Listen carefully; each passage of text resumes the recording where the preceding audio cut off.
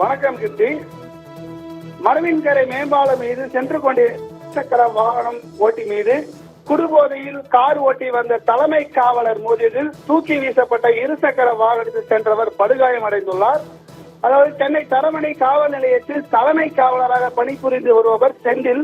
இவர் குடிபோதையில் கிண்டி மரவின்கரை மேம்பாலம் மீது காரில் அதிவேகமாக சென்றுள்ளார்.